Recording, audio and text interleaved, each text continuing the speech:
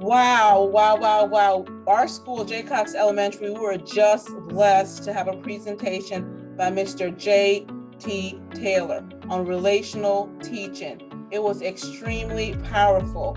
So some of the takeaways and next steps from the presentation, well, you'll hear it soon because I know you'll be joining. We talked about the train, we talked about the track, and we talked about the conductor.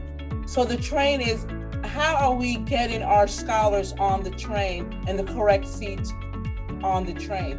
We want to make sure that we are providing an atmosphere of love for all of our scholars. That is one takeaway that we got from the train analogy.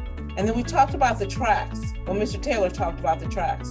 The tracks being alignment to the written, taught, and assessed curriculum. We want to make sure that we get our scholars on the train, but also make sure that we're giving them that world-class education. But how are we going to do that? We learned certain tips on how to do that. One of them was being culturally responsive. And what does that really mean? One takeaway that I got was that it means we can learn from our scholars. We don't have to be the only teachers. And if we're connecting with them before we try to correct, if we are capturing their hearts before that we're trying to teach them, they will be able to do things and want to do things so much more freely for us. We have to remember connecting to our students, connecting to our teachers, connecting to our families are three powerful components that will help us to get from where we are to greatness.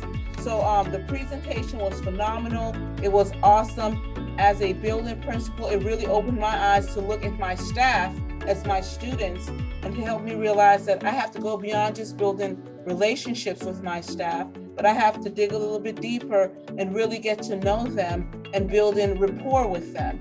And we talk about modeling is our best teacher. If I'm modeling what my expectations are for my staff, then they'll model the same with the students.